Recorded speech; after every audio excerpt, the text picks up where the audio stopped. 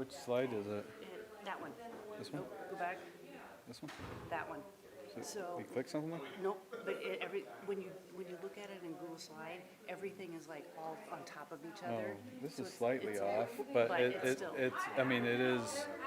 So this is This is the good- PowerPoint. Yep, this is the good So one. yeah, I'm sure. Okay, so that's So great. just so you know, the only thing we need to do is 3 fingers up. This is the video. It's already in Am full I screen. doing this for him? I don't know. We can figure it out. I'm happy to do it too.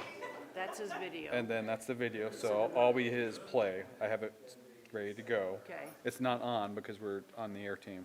I And then do 3 fingers, and then go just to that, flip between and the so two. then let's We get it back to the right. front, and then he can just add. at But we're the end. starting with the video. That's what he had said before. Yep. Okay. And I'm obviously ready. And then he wants, so Chad just recommended that I don't take, I put on a timeline, so let me send that to you.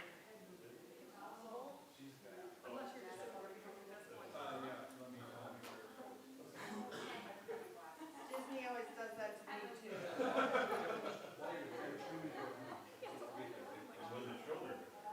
She took her mom. I don't think I'd take my mom down there. That would be a lot of work.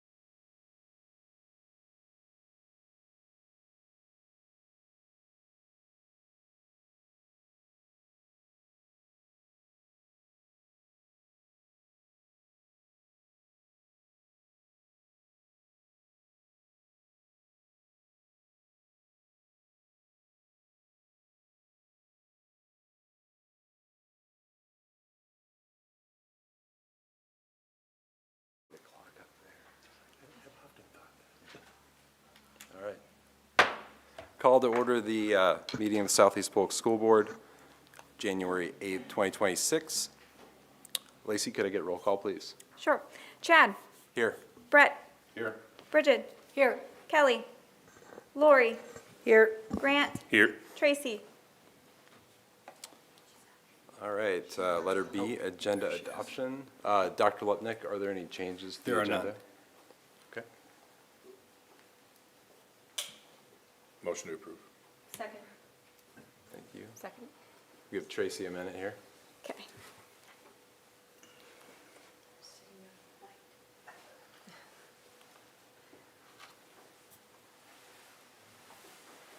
All right. Brett. Yes. Bridget. Yes. Kelly. Not here. Lori. Yes. Agenda. It's the agenda.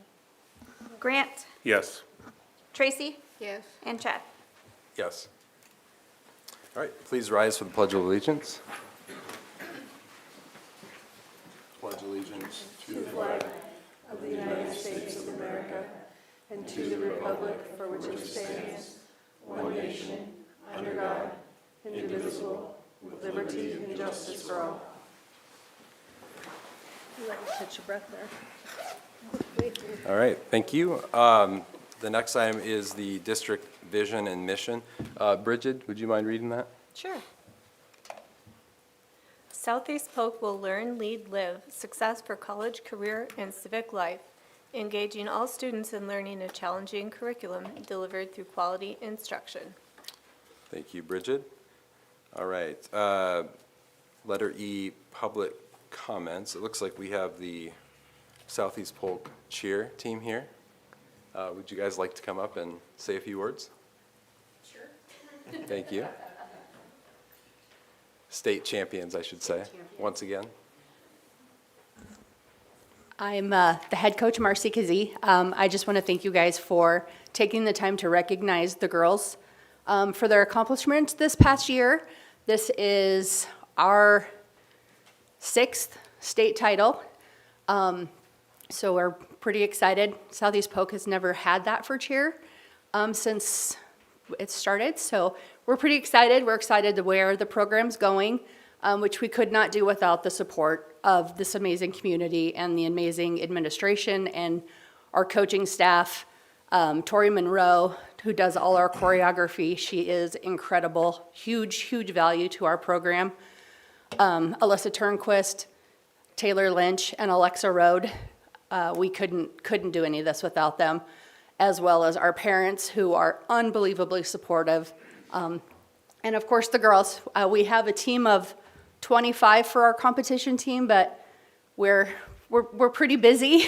So we have wrestling tonight, they've had basketball, we have girls in all-stars, and jobs, so they're kind of all over the place. So we have a few of them here tonight to represent the team, and we just want to thank you for all of the support.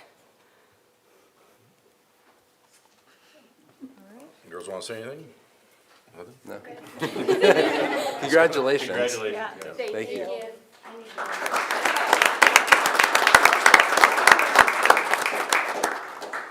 So we don't move the podium this time, can we maybe everybody will shift over this way for a picture? See, I'm not the only one that's a problem with podium there. Do I need to stand on a chair? You want to be in? I'm the hazard of being. Okay. Okay, the high cheerleaders move this way, just move it, yep. Perfect. Okay, here we go. 1, 2, 3, I'm gonna move in, I'm not that close, but. Okay, here we go again, 1, 2, 3, and one more just in case, everybody smile. There we go. Thank you. Congratulations. I just went for it. Just come ready. Yeah.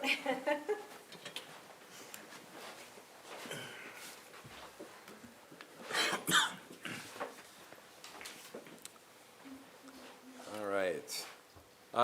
Okay, so public comments. Board recognizes the value of public observation and hearing from individuals in the school district matters. It is also important that the board be able to conduct its meetings in an orderly and efficient manner, free from outside interference. Speakers will be limited to 3 minutes each. However, this time limit may be modified if the pressure of business or other circumstances dictate. During public comment, the role of the board is to listen. Therefore, board members will only receive comments and will not respond to questions or otherwise engage in discussion with speakers. Speakers who make comments are responsible for their own statements and may be subject to legal action for those that are threatening or defamatory in nature. It is expected that speakers will address the board and each other with civility. I have one card here. Is there anyone else that would like to speak today? Okay. Julie Dewar.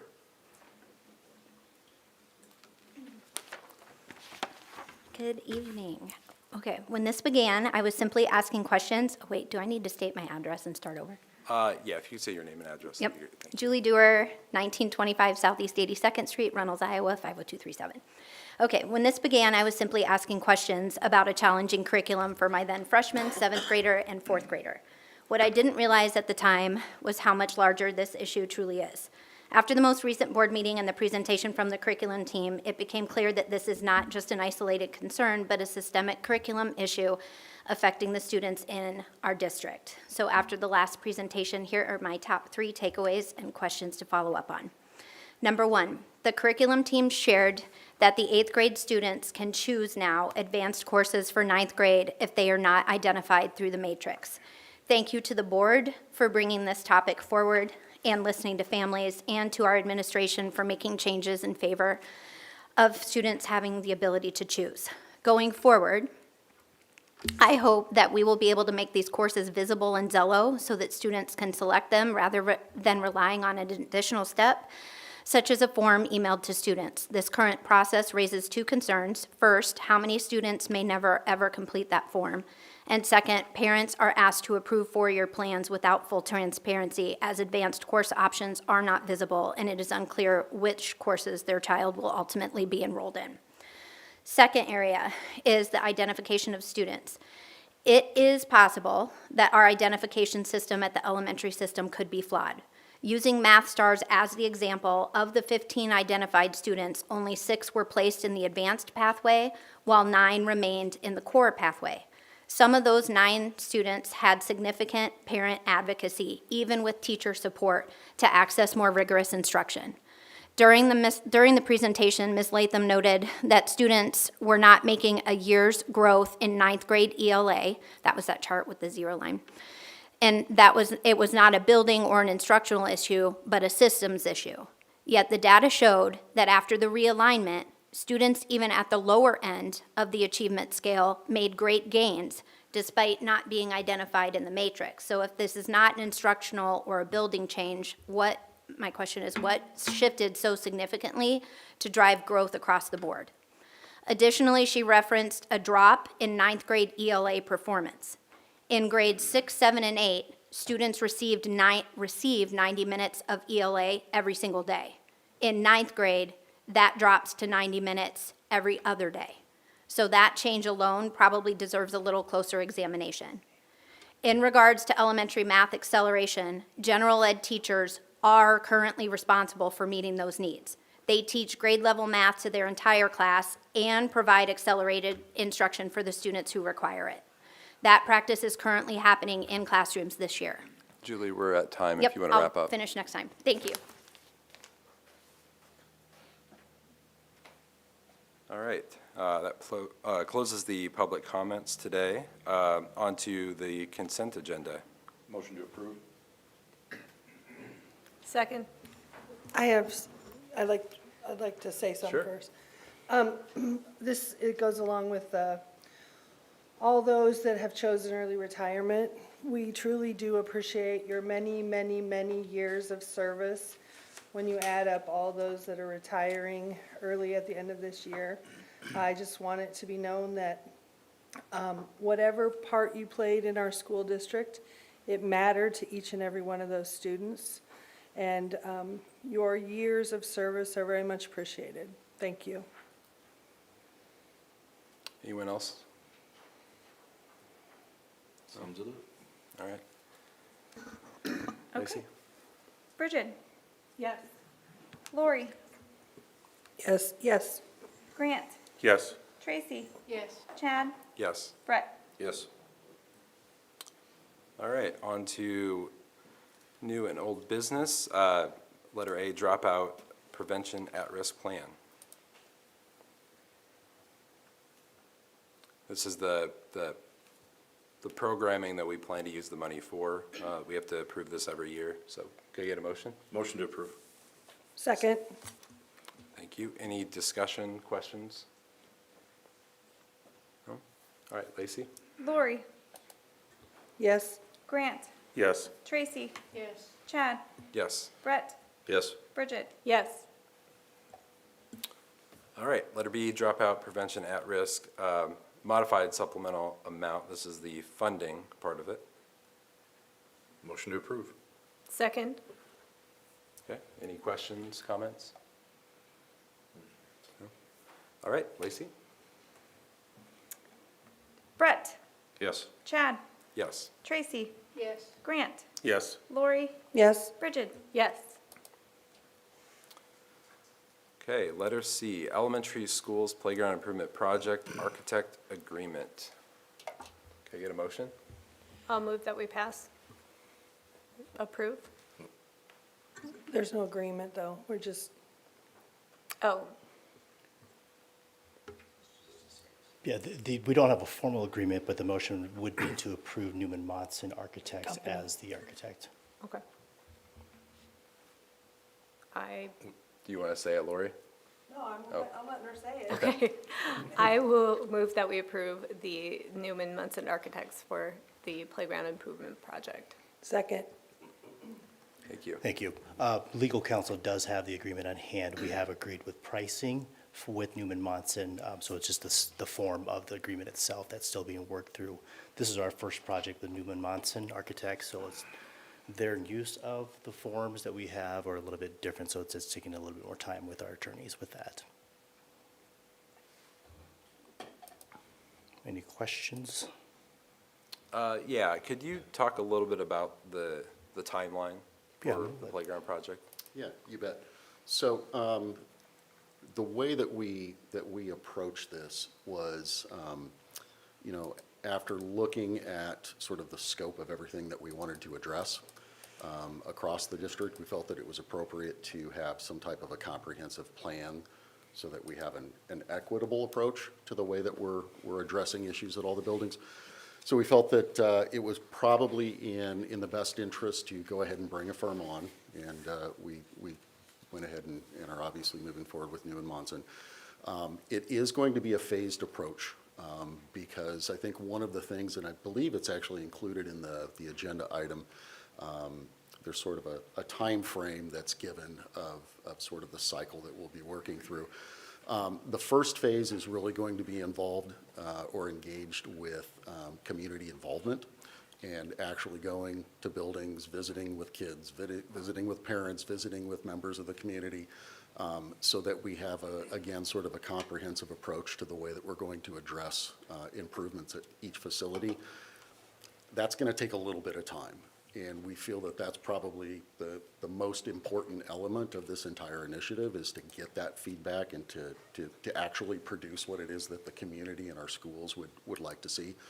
So what we'll see is that work taking place through the spring, through the summer, and then sort of the large recommendations for improvements, whether district-wide or facility-specific, sort of coming.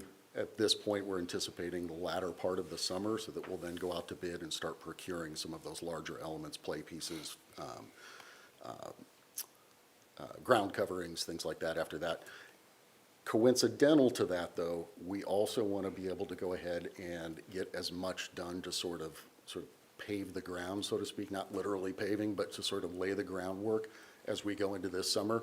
So we'll be working with Newman Monson, we'll be working with our Building and Grounds Department to identify some specific improvements at each facility.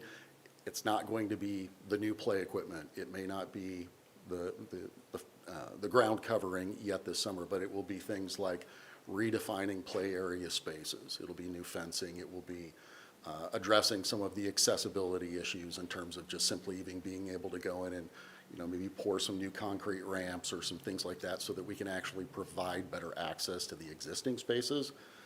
That will then sort of feed on to the next level, which will take place again next fall and into the following spring. Okay, so basically, the original plan was we were gonna try to get a lot of the work done this summer, right, 2026. But we feel like it's the right approach to have a more comprehensive view of all of our playgrounds, talking with Newman Monson, figuring out, getting input from the community, from the PTAs and Correct. everybody, and then coming up with a holistic plan so that we can approach this and be equitable and get as much as we can for the money that we're spending. Get as much as we can for the money that we're going to be investing. One of the other key elements of this process was working to identify a way that we have good transparency with our community and actually having a plan that we can put forward that says, this is what we're going to do, this is why we're going to do it, this is how it's going to get done, and this is how it's going to be beneficial for the community. And we, as we went through this process and met with folks in buildings and members of the community, just sort of in the run-up to everything, we felt that we would probably be doing the best service for the community and for the district if we had, again, sort of that plan that we can put forward. And that's going to take a little bit of time, but we're definitely going to end up with a better product for it. So you think we might get a start on laying the groundwork and making some improvements this summer? But Absolutely. probably the bulk of that work would happen, would that be at 27 then? That will be spring. I would anticipate by next fall, we'll probably have some activities taking place, certainly by spring and then summer. I think that's when the really shiny things will probably happen.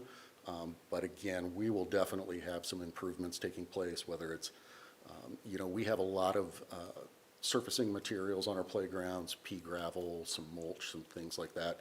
We'll be able to do some cleanup, sort of bring in some spaces so that they're a little bit more friendly, I would say, for, some of our users with some mobility issues, some things like that.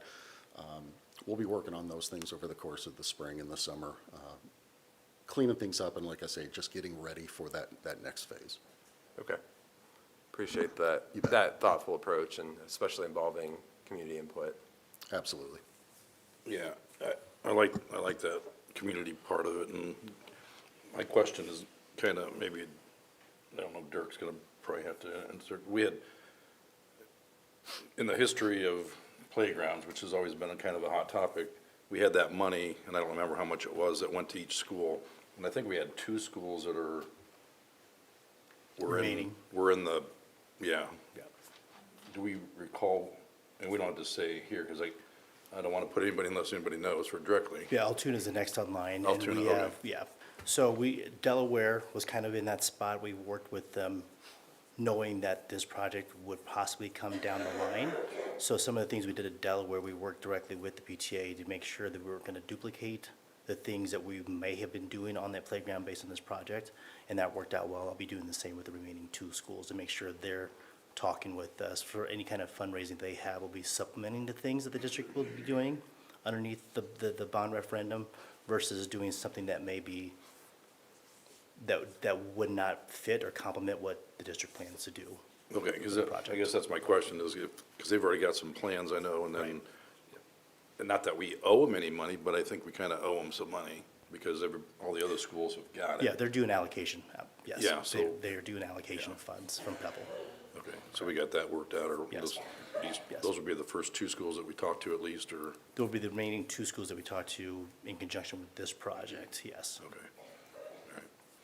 Yeah, no, I think it takes a little bit longer, but yeah, the community piece is probably good to, and then once we're here on out, the district's gonna set a kind of a guideline on what we allow, what we don't allow, because I know we got PTAs. I'd like to see the PTAs use their money more for things, not that it's, playgrounds aren't for students, but that's quite a cost that PTAs just, not every school's equal to the same, Yeah. They can't raise the same amount of money that one can or the other, and I just want to get completely out of that business. But yet, we have to, it may not be that every school gets a track, you know, or just so when we're done with this, what's the standard, I guess? Or it could Yeah. be that every school gets a track, and that's part of our. Yeah, I mean, if it is a track, it is a track. I mean, I don't have a thing against track by any means. I don't want anybody to think I'm not a runner. But yeah, whatever that standard is, that way we can, from here on out, we know PTAs can put their money towards things that are, you know, more, I keep saying student-oriented, but academic. Thank you, Tracy. Yeah, so, anyway, appreciate it. So if I'm understanding this, 26 will be more for the foundational, and then 27 will be actually for the more, like the bling, the. Correct, Okay. correct, yeah, exactly. And I think Mr. Handy hit it on the head with the standardization element. I think that's what this, kind of this first phase is really going to focus on is what does a Southeast Polk elementary school playground look like, and what can our community expect when they walk onto those grounds? So that's what we'll be focusing on this year. It would be nice to have some consistency across the Yeah. district. I got one more unless anybody had something else. Are we gonna be talking to the cities at least too? Because I know at one time, we used to use, and this is, it's been a while since I've been involved in that stuff. They use obviously, we keep our playgrounds open. Is the cities maybe willing to put some money into as a community playground, or are we wanting to kind of just keep it as our own and? I haven't heard either, any of our cities volunteer to. Right. I know they're not gonna volunteer, but are we gonna at least ask and say, hey, We haven't spoken, or I don't want to speak for Kevin. I have not spoken directly with Pleasant Hill or Altoona yet, or Mitchellville, around what they might be willing to sort of throw into the pot. We're certainly going to be engaging them in all those conversations, though. There will invariably be some permit discussions and things like that. But we will certainly be, this is a mutually beneficial relationship with our playgrounds here at Southeast Polk and the community. I mean, the schools invite folks in to our community, and it's a win-win for everybody, and we certainly want to make sure that that they're at the table as we have these conversations.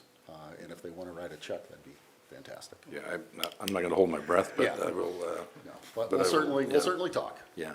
And then one other thing, and obviously, we had a conversation over break, a brief one about, one request, when we're gonna do some fencing, can we get the little turnstiles that only allow people in there and not bikes? We had some vandalism, small vandalism at Clay Elementary, and Right. you know, they were tearing up the grass and getting on the track with their bikes, and, I mean, it's hard to police that, so.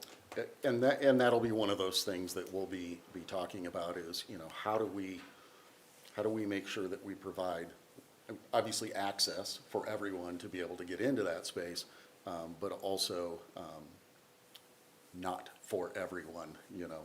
Yeah. Things with four wheels don't necessarily need to be on the Yep. playground, so. Yeah, and it was very minor, it was just tearing up the grass, it was electric bikes, but they were getting on the track and skidding and stuff, and it was just, they didn't do any damage to it other than grass, which will blend itself in, but it's just, yeah. But those, you know, turnstile thing I'm talking about. Yep. Like, I think the campus pool has it, or the public pool has one where it's just, only a body can go through, but. Correct. Yep. Yep, no, we'll Yeah, definitely, you probably had them at your other place. yeah, we'll definitely take a look at that. Yep, all right, thank you. Anyone else? Okay, Grant. On the vote for the playground. Yes. Chad, Yes. Brett, Yes. Bridget, Yes. Lori, Yes. Tracy. Yes. All right, on to topics for discussion. Bus bid planning, Mr. Bacom. Yes, Mr. Kretz is here as well, Transportation Director. Thank you. Just giving you a little summary here of the vehicle inventories that we have, buses, vans, and Suburbans now. We are looking to go for bid for 2 regular 77-passenger buses and 3 specially equipped school buses. Would entertain any sort of questions you might have unrelated to air conditioning. I'm sorry. Kidding. Well, no, Kidding. I know you're kidding, because you knew.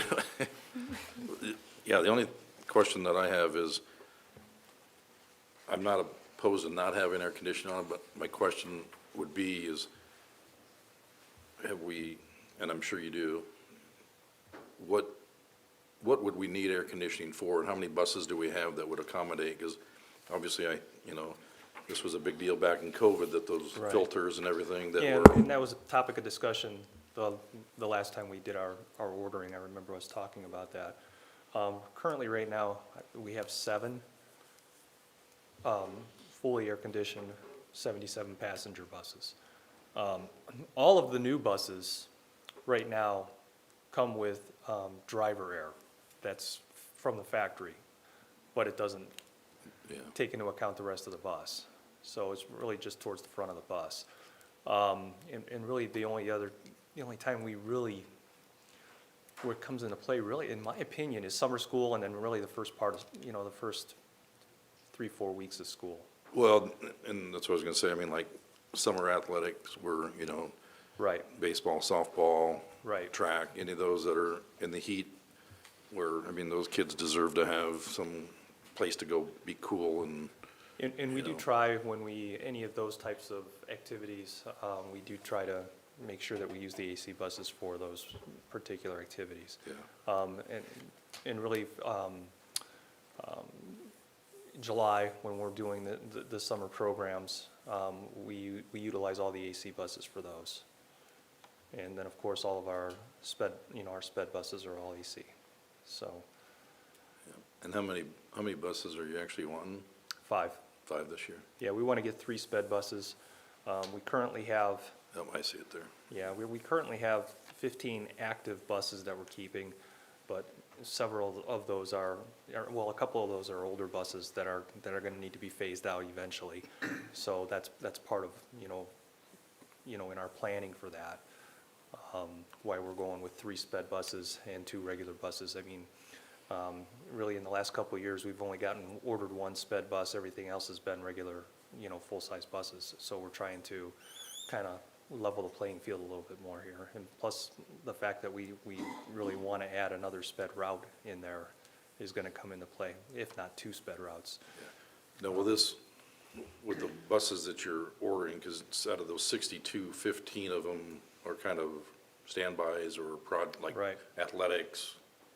Athletic, and then also, just standby buses for, when the regular route buses go down. On average, we average 6 to 8 buses, that are either in the shop or being serviced or out of service, for whatever reason. Yeah. So, Well, and this may be premature, but how many buses are you thinking we're gonna need with the new route for the new elementary that'll be coming? I mean, because now's the time to start planning. Get your pocketbook out. I would say probably at least 4. 4 more on top of this? Well, with the new elementary, I mean, I'm just looking, I look at like I look at any elementary school, we average 4 to 5 buses per elementary, Yeah. so, Yeah, I'm sure you're thinking about it, but just, I yeah, mean, if we it's need definitely to, in the back of my mind. if we need to add another one, I mean, could we afford to sneak another one in there this year, just to, if we needed it? I mean, I wouldn't this year, I'm just trying to build our Wouldn't, analysis okay. back up for some other things that are happening. no, that's fine. I Yeah, just, that may be probably something we'll have to talk about, that'll be, top of mind in the next round. but I mean, we'd have buses just in case, if we needed them. I mean, it's not like all those 15 aren't being used at one time, so we would be able Correct. to, it's probably, okay. I have a question. What's the age of our fleet right now, before the new buses come on? On average, it's in that chart there, but the 77 passenger buses are on average 10 years old. Okay. I think that's what the answer was last year too, so I'm just checking. Yep, it's pretty consistent. Okay.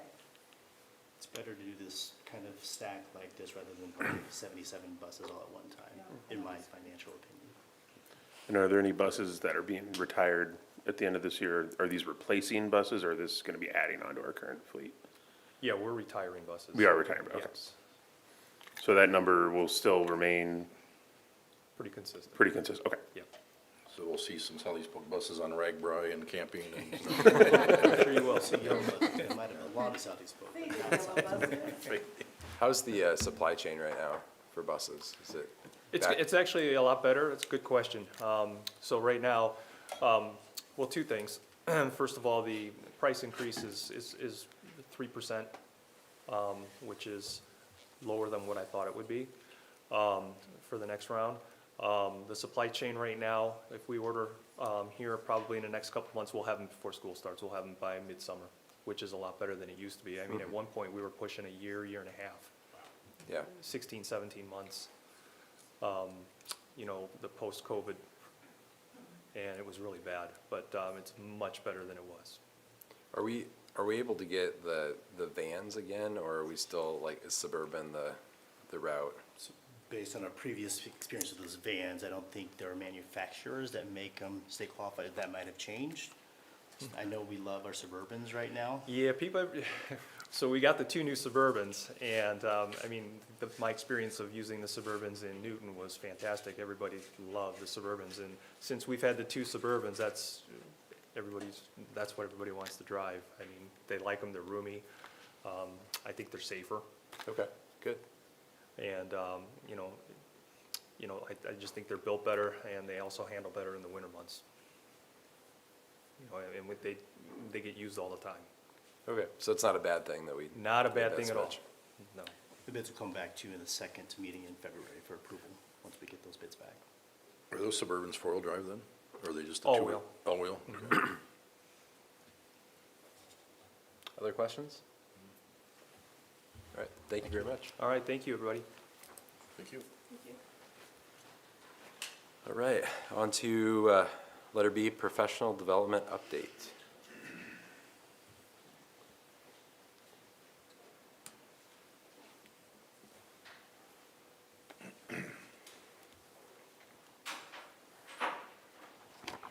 Good evening, Board. I'm here to share with you the updates for our District Professional Development Day, which will be a week from Monday on January 19th.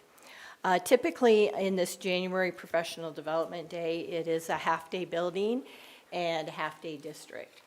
And for the district portion of this Professional Development Day, we will be providing time for required testing training.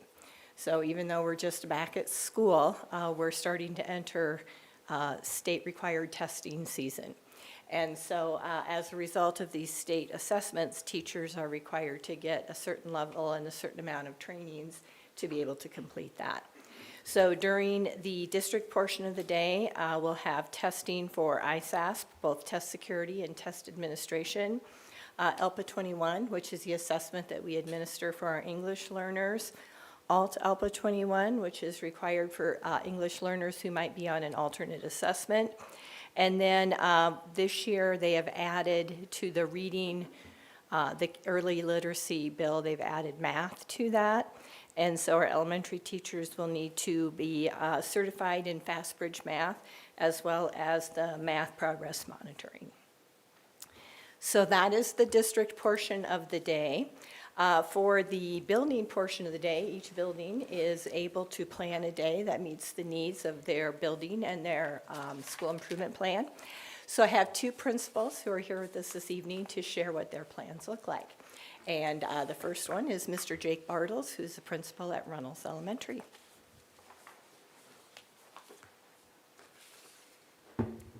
Good evening.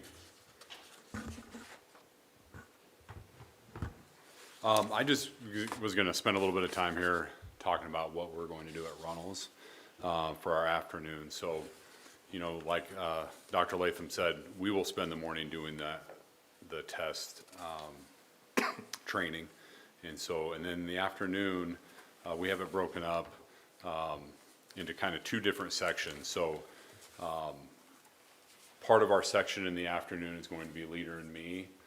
So part of Leader and Me is action team. So, you know, we have our building staff broken up into various action teams into three different areas. So leadership action team, culture action team, and academic action team. And so they will spend about an hour working on various things. So for example, you know, just a few of the things that they're working on is our academic action team is they've worked on our attendance WIG, which is wildly important goal. And so at Runnels, we are trying to have our chronic absenteeism at 5% or less. So the flu is not helping us right now. But it's been kind of rough here with that. So that's what, like the academic, that'd be one thing that they would be working on during that time.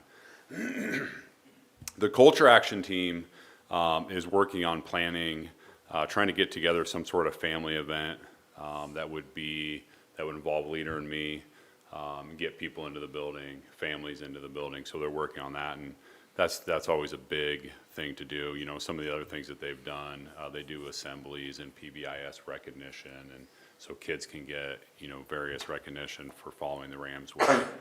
And then our leadership action team also includes our lighthouse, which they help plan Leader and Me in general. They're kind of in charge of what does our Leader and Me in our building look like. So that'll be about an hour of our time. Some of the teams may take more than an hour, but we've set aside an hour.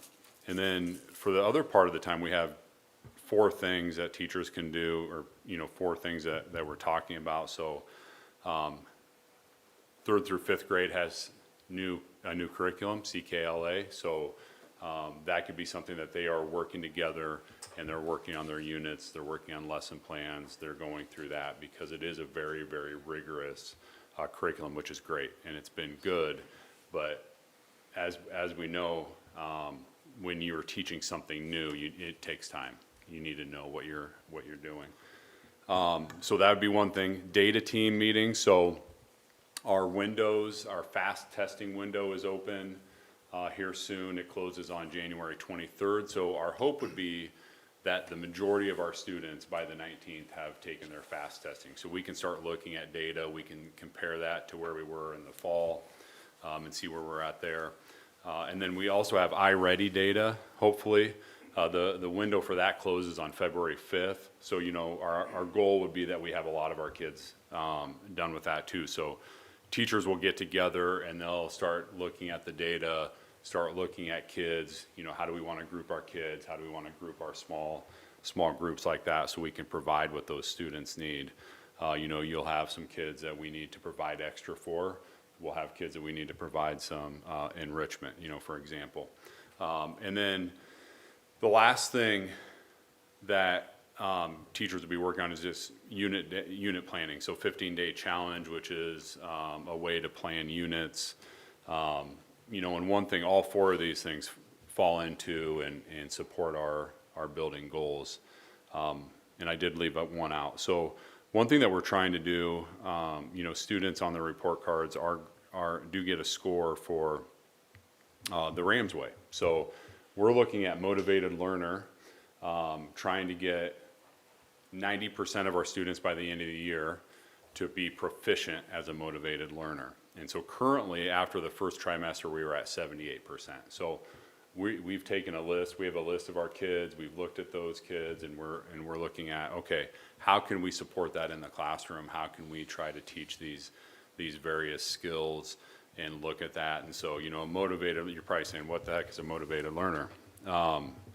It's a student who's participating, you know, has their materials, has a positive attitude, and is giving their best effort. Now, obviously, there is some subjectivity to that, right? So that's something that we're talking about with the staff. But one thing that we're really looking at for that is that we're trying to get kids to be able to give themselves a score on that and look at, how am I doing? How was my effort today?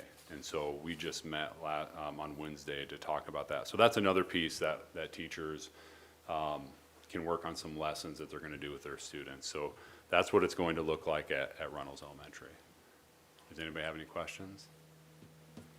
Are you giving your teachers any time to work on whatever they feel they need to work on? They'll have a little bit of time as well, yeah, to work. So that afternoon, the action team is your major, like everybody's doing that. Mm-hmm. And then you're going to be able to choose. They're going to be able to choose from different things, those 4 that I mentioned, and then, you know, they can be planning.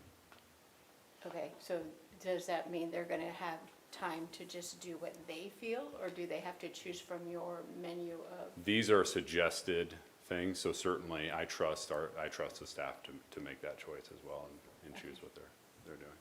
Thank you. Yeah. Okay, Thank you. thanks. Thank you, Jack. Thank you, Mr. Bartle. So that's just one example of an elementary building. All buildings have plans for the 19th, but we're just giving you a few of the examples. And next, we have Mr. Josh Griffith, who's going to share the plans for the middle school.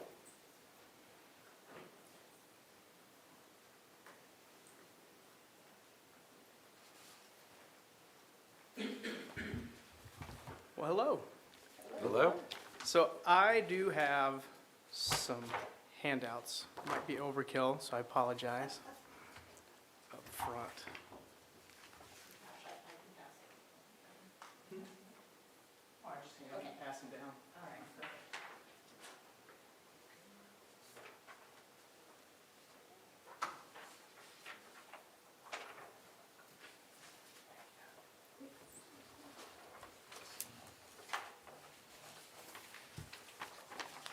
So we will be starting our day with that ISASP training. After we finish that, we will get together in our PLCs and we're going to continue the work that we have been working on so far this year, which is the creation of our student-friendly scales. This is hard work. It really requires a lot of time to be able to sit down together as a PLC and hash through some of these things. So what you have in front of you is the learning progression for student-friendly scales. It just kind of is a step-by-step guide on how they do it. You have Karen Hess's cognitive rigor matrix. This is only one example of this. There's actually a different one created for every single subject that is offered. And then you have an example of a scale. And I would say this is very much in draft form. This was the first stab at a scale for one of our PLCs. So you can kind of see what that product might look like at the end. Now, I will say that I don't know how familiar you are with Hattie's work, but Hattie did one of the largest comprehensive studies on student achievement and what types of instructional strategies have the highest impact on student achievement. The highest efficacy or the highest level is actually with the teacher's belief in what students are capable of achieving. So if a teacher believes that the students are capable of achieving at high levels, that actually shows to have a higher rate of like the students will respond to that at a higher rate and achieve at higher levels than any other instructional strategy possible. The next highest one is actually clarity, teacher clarity. So teachers first having a clear expectation as to what students are supposed to learn and be able to do, but students also having that clear understanding of what is expected of them in that. I can remember growing up when I was in school, and the teacher would start teaching, and oftentimes I didn't really know what the target was or what was expected out of me. I'm just taking notes and trying to memorize and doing the best I can, and then you get the test and you figure it out, right? It's like getting in a car and saying, go, just drive, you'll get there. You know, figure it out. Nobody does that. We always have a destination, we put it in there, and we follow the map to that destination. So scales really help make that clear for the students. And it was important to me that these scales are created in student-friendly language. So I found out when I was hired that we had done this work about 10 years ago or so, but that was written in teacher language and wasn't written in student language. And so these were not getting used by students. And so if we truly want to have the highest impact on our student outcomes, these need to be used by students as often as possible. So that's the work that we have started now. The way that you do this work is you start with a standard. So you have your priority standard in front of you. Then you look at Karen Hess's rigor matrix, and you try to figure out where that standard falls on this matrix. So you want to know what level of rigor is required out of you from that standard. And from there, after you've put that there, Then you start trying to figure out what are learning targets that I could create that are aligned to the standard, but also aligned at that level of rigor that is supported in that matrix. So after you've done that, this is where it gets even harder, but the teachers will start to talk about what success criteria is. So what does it mean to be successful at that level for that learning target? So then they start writing out that success criteria. And if you look at the scale, unfortunately, meeting is kind of on both sides, so I apologize. You're going to have to flip back and forth between them. But you will see the learning target written under meeting, and then you can see over on the right is the success criteria for that. So they define what success means for that learning target. And after they get that done, then they go back to the rigor matrix. And this is where we talk about trying to support all students at learning at high levels and making sure that we're truly trying to lift all boats. We want every student in our building to have access to the same level of rigor that we would be giving in our advanced classes. And so what we do at that point is we take that rigor matrix and we go further to the right and further down, and we create a new learning target that forces the learning to go deeper and more advanced. And we create a new learning target at that exceeding level. And then we get very clear success criteria that will lay out what it means to be successful even at that exceeding level. And so what you'll see is if it's done well, it's actually a lot of similar success criteria as meeting with an additional one or two on there that take it to that next step. The goal is for us to create, after this is all done, all this work is done with these scales, students will be using these scales, one, to provide themselves with feedback, but also provide each other with feedback. And the feedback that we provide to our students from the teacher is also done through these scales. So it's all very tightly aligned.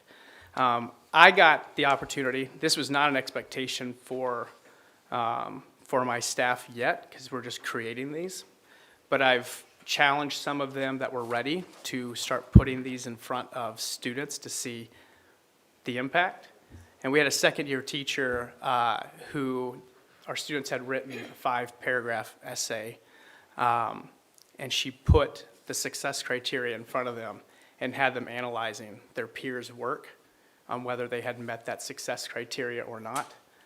It was amazing to see these 11 and 12-year-olds providing each other with feedback based off of that. And it's literally like a check, you did it or you didn't. And then they had a discussion as to what they could do differently to meet that success criteria. Very, very powerful. And she said that the difference from last year's to this year's work samples was incredible. So it has a high impact. The end goal as well is for us to, once we get these scales built, we start talking about quality assessments next year. So we want rigorous and relevant assessments that challenge our students to look at how this could be used outside the walls of our building. And we'd start with those rigorous things. So every student is working on those projects, those rigorous and relevant projects throughout a unit, and everyone has access to that. And then the afternoon, it's going to be spent very short, little 30-minute, let's just revisit as a staff as to what our expectations are for our students and ourselves. And then in the afternoon, PLCs will meet to work on whatever it is that they need to work on in order to get ready for that new semester. So they might be doing unit planning, they might be doing some grading together, making sure that there's alignment there. They get to kind of choose their own path with that as long as they are working together as a PLC. Okay. Questions? Yes. Go ahead. Same question that Mr. Bartles got. Are your teachers going to get any individual time to work on what they need to work on? So we value our collaboration. They get to choose as a PLC what they're doing in that afternoon. So they don't that meets get their any time to needs. work individually? I'm guessing that they'll work, no, I mean, they'll work on what it is that they need as a PLC. I'm not telling them what that is. They get to choose that. So no individual work time? No. I'm seeing a pattern. Yeah. It is a professional, Carol. Yeah. Okay.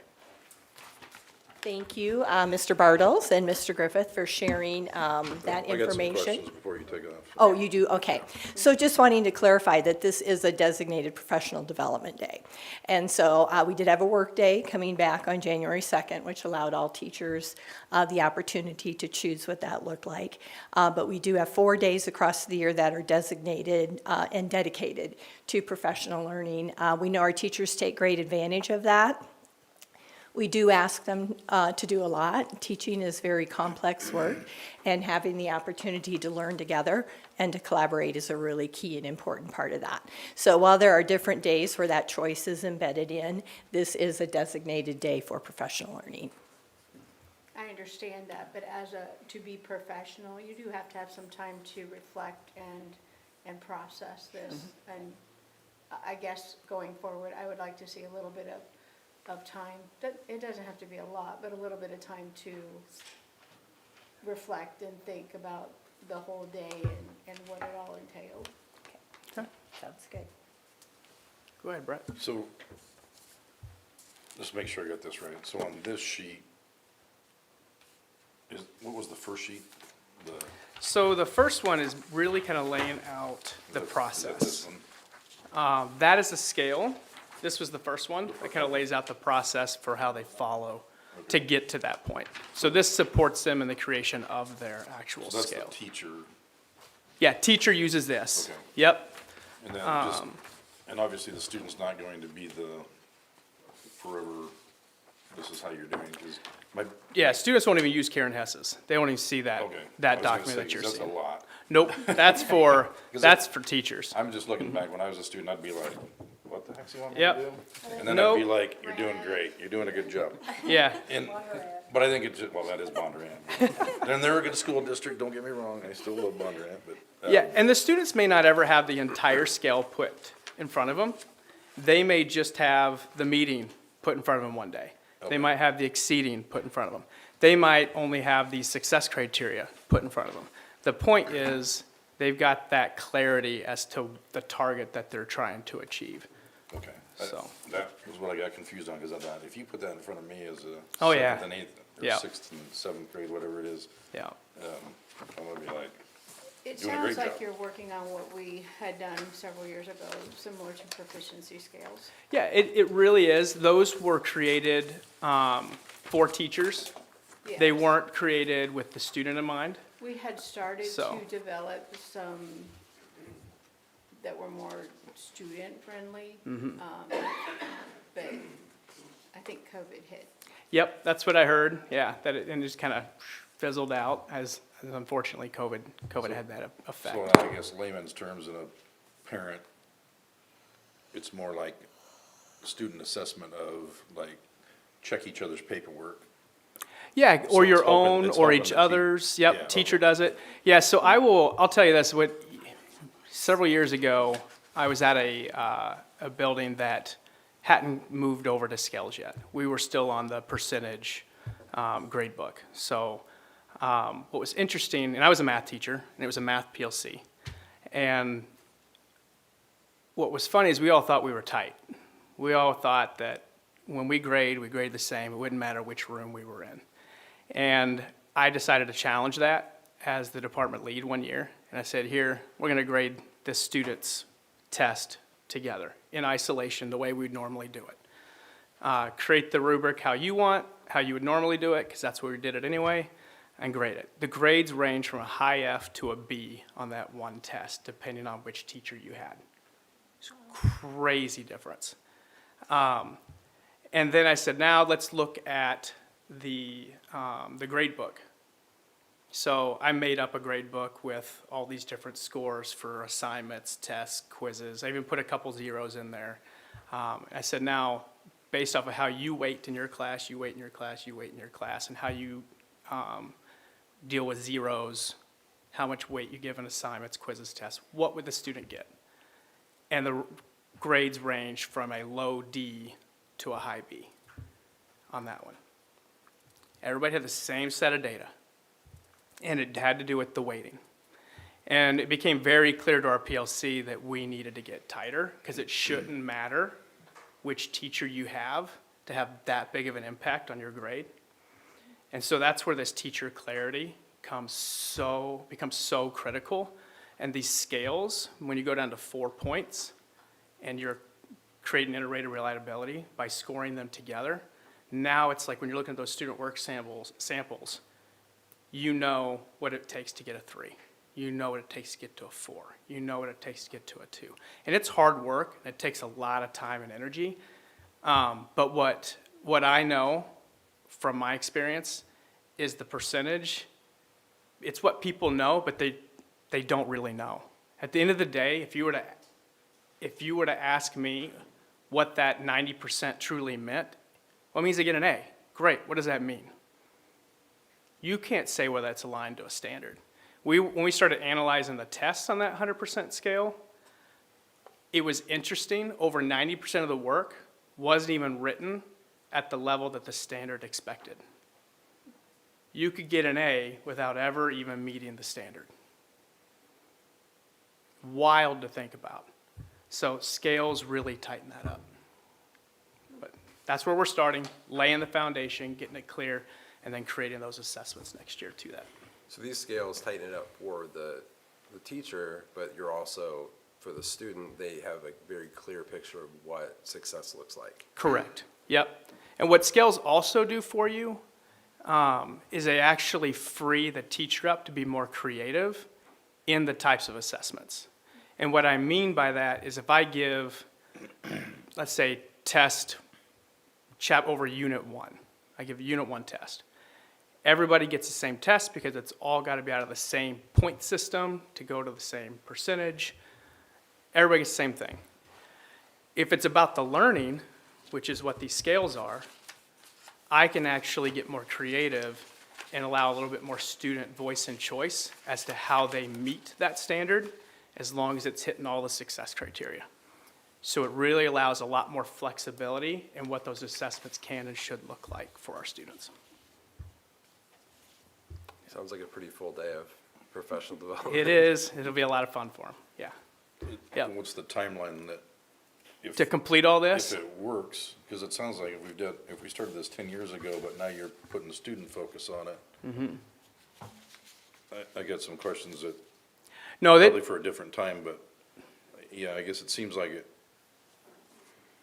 it'll be interesting to see, I'll leave it at this. It'll be interesting to see how the student portion goes, if the teacher portion hasn't gone, because it seems like we should have been narrowing this down on the standards before, because it seems like we're here and there on the standards. And if it doesn't get interrupted, I'm hoping our scales in our building will be created either by the end of this year, early next year. It's hard to put a real clear timeline on it because these PLCs will get in these debates about what that standard truly means and what's expected. And sometimes we spin our wheels for a little bit. And I think every PLC will move at a slightly different pace, right? But after that, we'll spend another year at least developing quality assessments that are aligned to those. That takes a lot of time, and you can't expect it to just be, snap of fingers to get it done. We got to give them the time to do it. And then we'll focus on instruction that's aligned to those to beef that up. So it's a 3 to 5 year process to get all that. And you don't want to get interrupted during that because it can put you back several years, and then people get frustrated because they don't have the alignment with it. And I wish you wouldn't have brought this up, to be honest with you. Because since we started standard-based grading, I came on the board in 2011, and we started it in 2012-ish. And here we are, 2025, and we're not even complete yet. Yeah. And now you're coming in here saying you're gonna start another thing? Yeah. Not overly excited about it, to be honest with you. So I think, I'm not gonna say it's a waste of time, but I'm not excited about it, put it that way. So I wish you wouldn't have brought it up, because it brings up, it's just history and it's, yeah. Yeah. I don't That like bad hearing issue can the- leave a I don't bad like taste in hearing your the mouth. 3 to 5 years because we've been going, standards-based grading again has been, Oh, we're grading with it. It's just gonna get tighter and better. you know, I get it, but Yeah. another 3 to 5 years is just, we've got to lock something in for our district. Yeah, I don't know. And I'm gonna end on that because I'll be interested to see how it goes for you, but. Yeah. So good luck. Sixth grade language arts really honed in on this for preparation for ISAPs the last couple of years. And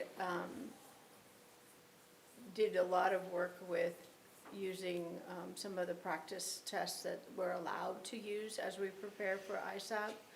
And then involve the kids in looking at, like, here's the standard, here's the expectations, and then started, you know, showing them examples. And they really got critical with, like, I wouldn't accept this, and I'd give this a 2, no, I wouldn't give that, and they would, you know, or approaching or whatever, and they really, like, started hammering on some of these examples that we were giving them, and I attribute that to how well our kids over the last couple of years have done on the writing portions of ISAPs. If you look at some of the 6th grade writing scores, and we've had, Joe Allen would have to tell me, but we've had several students that have gotten 100% on the writing pieces over the last several years. So, I mean, when I look at it and go, well, I'd probably give them a meeting or maybe exceeding, and they're going, why would you do that? They didn't do this and they didn't do that. And so when they're telling me what wasn't right about it, that tells me they truly understood what was going on. Yeah, they're further along than I think we're giving them credit. This is more about creating that student-friendly and getting the student ownership of them. They're being used for grading. They're being used for writing assessments right now. We're going to take it another step further and get it even better. That's all. They're doing good work. It's been powerful. All right, any other questions? All right. Thank you. Thank you. Thank you. All right, on to staff planning, fiscal year 27. Mr. Horton.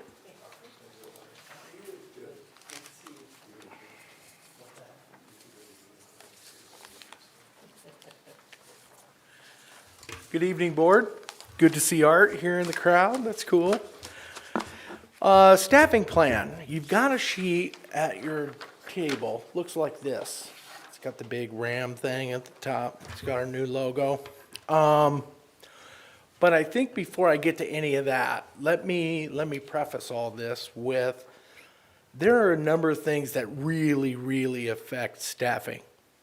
And number one is whatever the legislature tells us is state supplemental aid. So as ambitious as that list at the bottom looks, I'll just be really honest, if we get a small SSA from the legislature, we won't be hiring all those people. What's listed at the bottom of the sheet is I really kind of behind the scenes, sometimes formally, most of the time really informally, if I hear somebody say something about, man, we could really use a whatever, like a 6th grade math interventionist, then I put it on a smaller list and then it makes its way to this point. That's how I've always done it. I don't know if it's right, wrong, or indifferent, but these are all just suggestions from different people that I've bumped into over this first semester in terms of what they'd like to see in terms of staffing. The second thing that can doom a staffing plan is student population. Like if we had a drop, if we came out next year where we are currently today, which were minus 10 students from where we were a year ago, I don't think we would have a really super ambitious plan. I think we would look to, keep it small, spend the least amount of money possible, and make sure that we have each student is adequately covered with teacher coverage. Another thing that affects staffing plan every year is academic programming changes. You know, sometimes somebody has this great idea about what we're going to do. We're going to create this class or do this thing or whatever, and it's going to require a human being to do it. And some of those ideas are really important.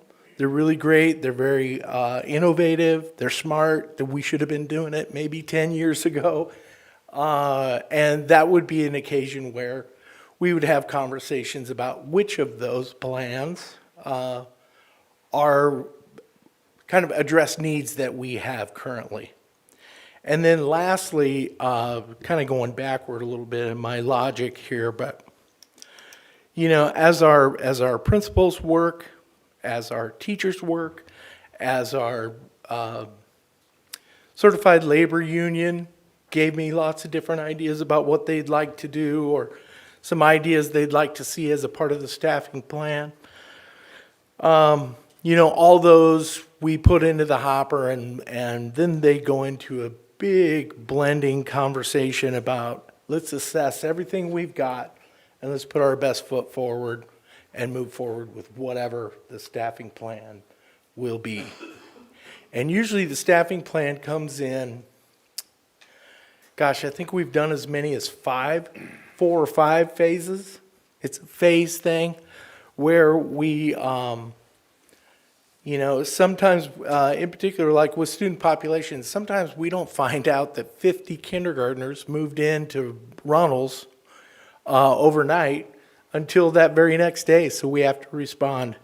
So those would account for some of the later phases of it all. But I think in terms of phase 1, what we're currently discussing, and when I say we, I mean Dr. Hlupnik's cabinet. It's where I usually go, or I just go in his office and say, hey, what do you think about this and that? And, but in putting this first version, or first phase, rather, of the staffing plan together, we had 2 items. They were building improvement leaders, formerly known as SAMs, one to serve at Mitchellville and Runnels and one to serve at the high school. Those were approved in 2025. And we just haven't employed them yet, mostly due to cost. It's expensive to have a building leader, and they're great. They do wonderful work, but we moved them in 3 different phases, and this would be the last phase of that group. But that's kind of where we are right now. So we've got 2 that we're really heavily considering, and then a whole bunch of future considerations that'll go, you know, sort of in that analytical mess of different jobs that we're looking to hire. But if we get a great state supplemental aid, if our SSA's higher, we should come forward with a pretty robust plan. But if we don't, guaranteed we won't, because if we don't have the money, as much as we would like to hire these jobs, we can't. But any questions about kind of the process, where we've been, where we're going, how this looks over time, mitigating factors, that kind of stuff? You said that's not in order, that's not in order of priority? No, not at the bottom. It's just as they came to me.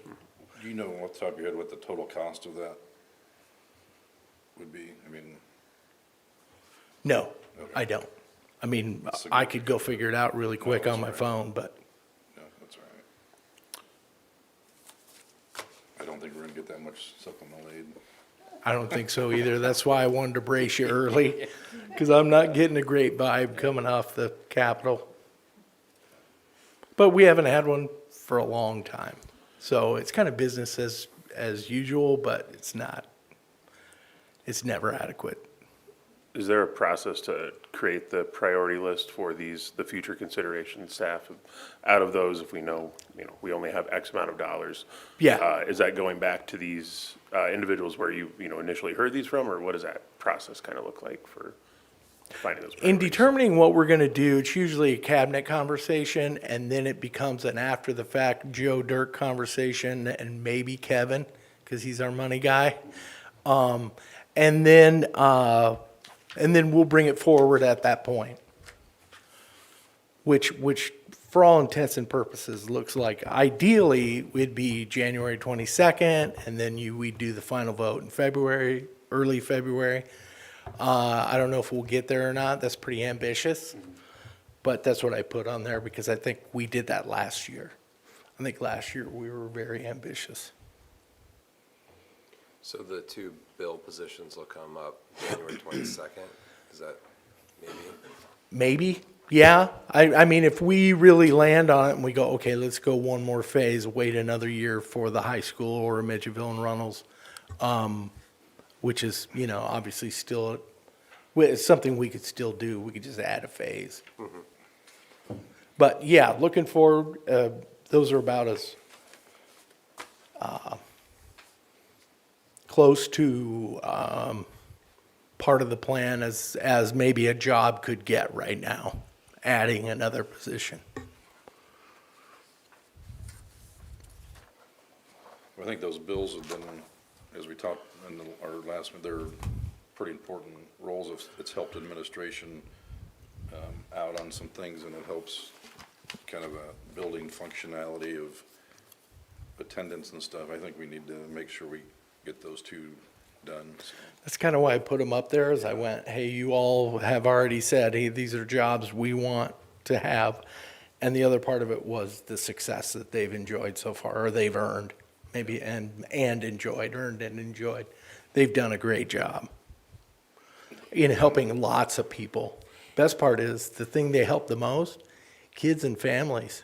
They're really good with kids and families, and that has been, I think it's really reflective in our attendance data, looking at the numbers of chronic absenteeism in our school district. Those have been chopped way back, and I think they've had a big part in that. It's a lot of what they do. If we approve, when this is on the agenda, those 2 bills, and then we find that we're gonna be cutting this spring, we don't have to hire those 2 bills right out of the gate if we're gonna end up cutting this Right. spring. Right, that's pretty assume much that's what we when- would do with any job. Right. We just wouldn't put them in We place. just wouldn't hire it. Okay. Just making sure. Yeah, like, let's say they came back with a negative SSA for some odd reason. The hiring, staffing plan would be an easy one. I mean, it'd be easy from the who we gonna add standpoint, no one. And then the hard part may end up being who we gonna let go. That might be tough. Or not replace. Right.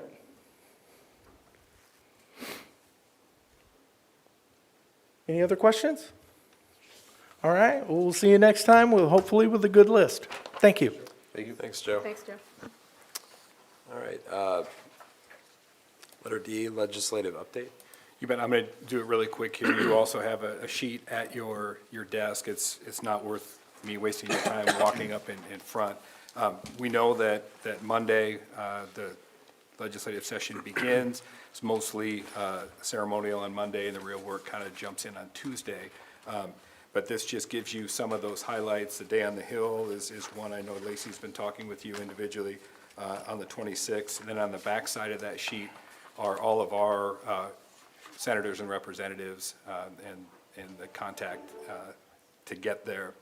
Kind of tying into what Joe was talking about, we really are having to hedge for a little while here. We always do each year, ever since they moved SSA into the same calendar year. Remember, it used to be done, actually, I'm old enough to tell you, it used to be done 2 years before, and then it was 1 year before, and now it's 30 days into the session, and they've broken that law, I think, the last 4 years as well.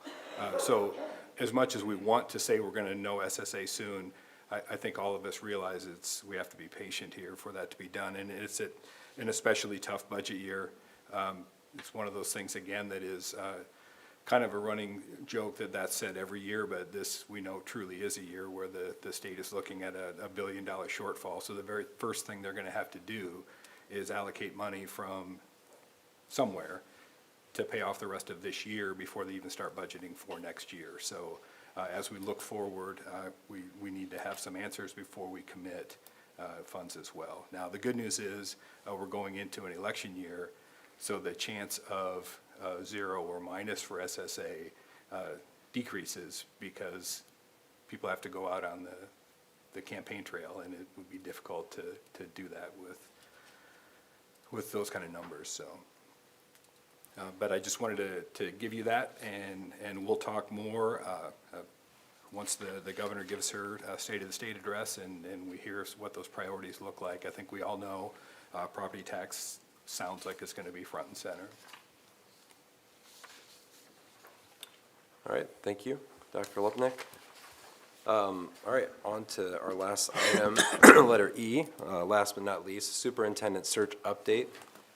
We have Art Sadoff with us from Grunmeyer Leader Services that is going to kind of walk us through the process. I appreciate you putting me after the legislative update. It's only up from here. Thank you, Dirk. As Chad said, I'm Art Sadoff representing Grunmeyer Leader Services. I'm thrilled to be here tonight doing that. And I'll tell you just a little bit about my background to start with. I had a 34-year career in public education in just about every role you can imagine. And most pertinent to tonight probably were my last 8 years as Indianola Community School District Superintendent. That gave me a great opportunity to work with Metro superintendents and to observe and respect all the great things going on in Metro districts. And I would put Southeast Polk and Dr. Halupnik right at the top of that list. Those were great years, and that makes it more exciting for me to work on a search like this too. I retired in 2022, and that spring I started working for Grunmeyer Leader Services, and I've worked on a number of searches with Dr. Grunmeyer as well as leading them. Will be Trent and me on this search again, which is great. And shortly into retirement, I received a surprise phone call from Cedar Rapids Community School District, and I was vacationing in the Smoky Mountains. It was definitely a surprise, but they asked if I would be their interim superintendent until they were able to hire their full-time replacement. So I did that interim, and then last year actually helped Prairie City Monroe Schools as their interim superintendent and also led their search for them as they hired the replacement. And I mention those things because I have an appreciation and an understanding of what it takes to run a large urban school district and the leader that you need to come and follow Dr. Halupnik. And I think that's important. And then geographically too, my wife and I make Pella our home, and we just really like and appreciate this area. And it's going to be very easy for me to communicate to candidates, potential candidates, the amazing opportunity that you have here at Southeast Polk. Dr. Grunmeyer and I had an opportunity to meet with Chad and Brett and Jeannie and start getting this process rolling a little bit. But we tonight have an opportunity to kind of get everybody on the same page, get you up to speed. That's part of tonight's process here. And one thing I'd like to do is just let you see an overview of the whole process. And Jeannie has loaded up a 9-minute video here. So if we could do that, take a pause, watch that video, and then I have some slides we'll touch upon. We'll talk about your next steps. We'll get into a few specifics. So again, thank you for the opportunity to be here. We'll watch the overview, and then we'll get into some specifics.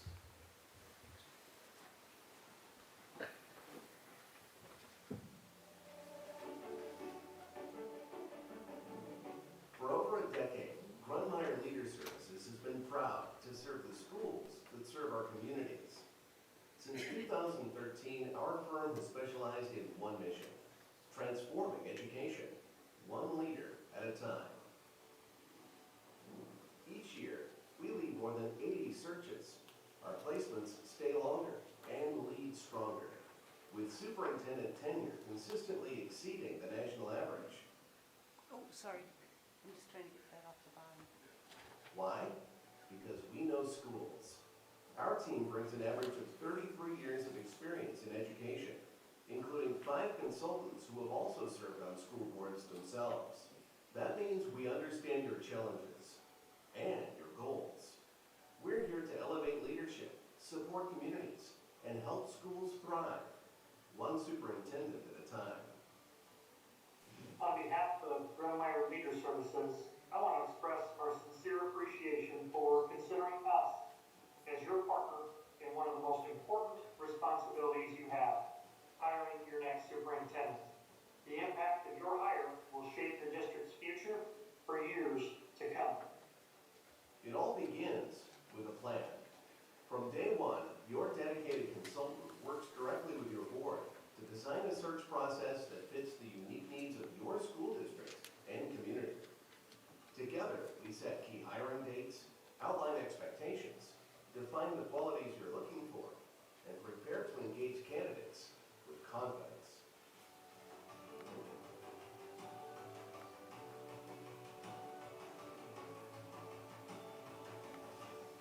We'll also help you move forward with transparency and openness so that you can maintain trust in your community.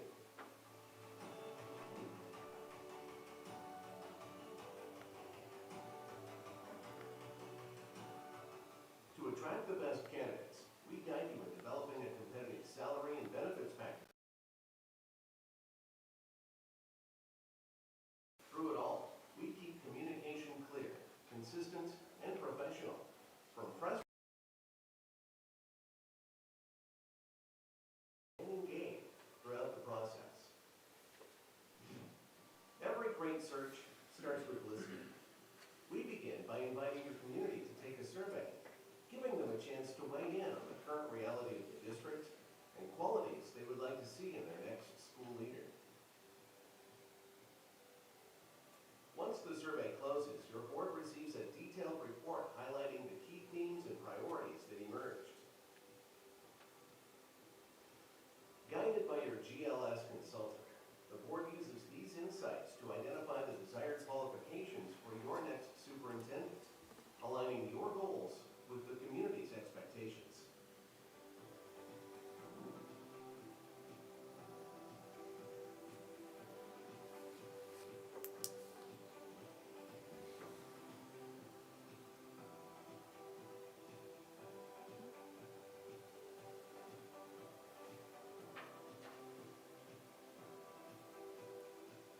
Next, using our extensive marketing platforms, we advertise your superintendent opening far and wide, ensuring it reaches top-tier candidates both in your area and across the country. With a strong, targeted social media presence and a proven digital strategy, your job posting is seen by the right people at the right time. Our team of experienced and well-connected consultants actively recruit high-quality candidates, ensuring a larger candidate pool than you may expect.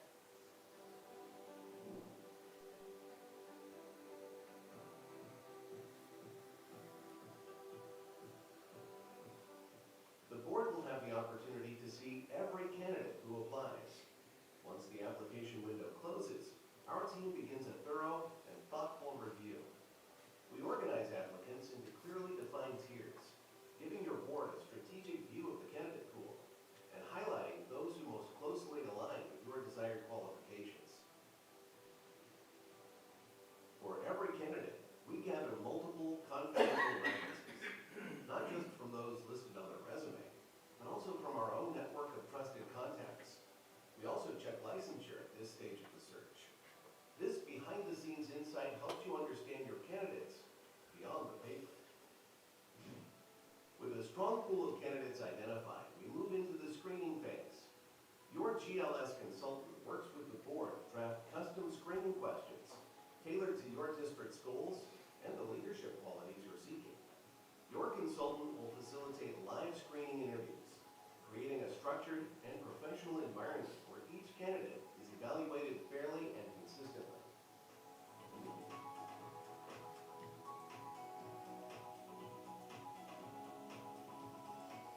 After the screening interviews, we guide your board through a debrief process, helping you select the finalists who are best equipped to lead your schools. After finalists are selected, the GLS difference truly shines through. We help coordinate every detail of the formal interview day, including schedules, tours,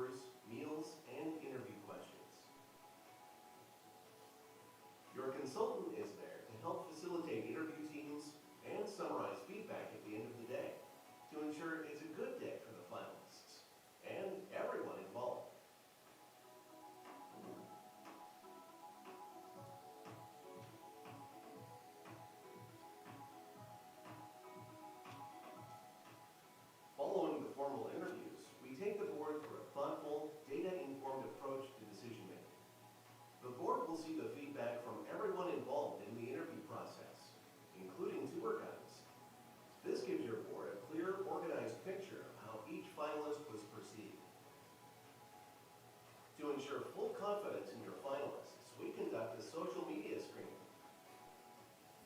and share an advanced insights report on each finalist, offering deep perspective into their online presence and leadership style.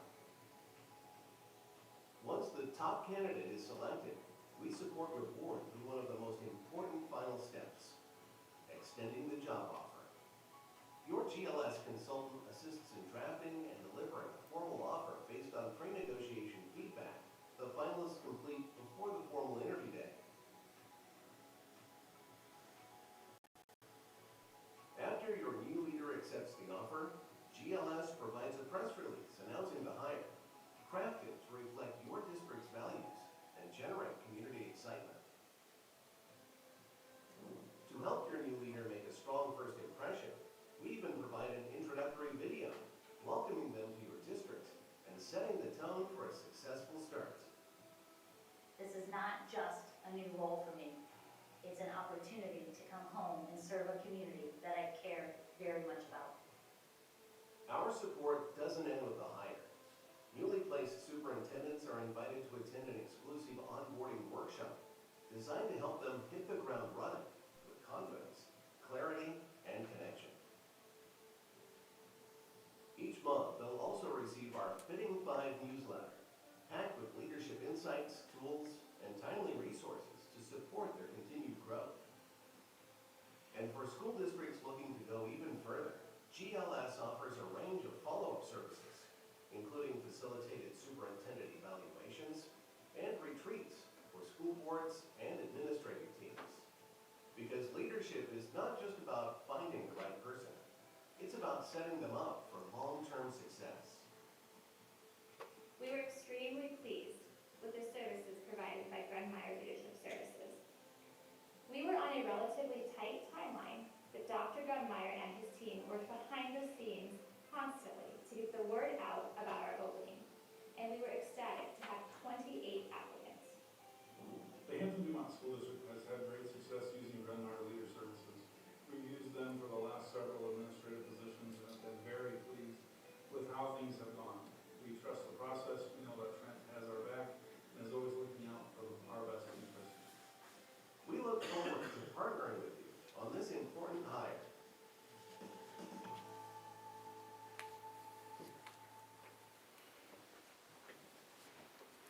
Jeannie will get a slide deck up here for me, and I'm going to give you a folder that has a complete presentation.